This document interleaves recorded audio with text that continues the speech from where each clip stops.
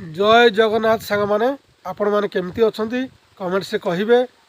मुझे सका आम बारी बगीचार बुलूली बुलू बुलू ये डांग सिजु उपर नजर पड़ा। मुझे भाविली सांग मानू किसी सेयार करी आर बहुत औषधीय गुण अच्छी आपण मानू सेयार करुच्ची। आपण मानकर जदि पाइल्स होता है अंत पाइल्स होता है ताले आपण मानकर पाइल्स भल हो।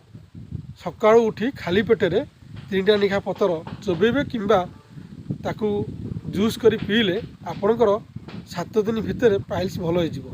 जदि आपणकर बहुत दिन पुराना पाइल्स होता है ताले 7 दिन लिखा पीबे 7 दिन लिखा पीबे एमती मझे 2 दिन ब्रेक करेंगे एमती 7 दिन 3 थर ट्राए करेंगे देखिए जिते पुराना पाइल्स होना कहीं सी दूर हो।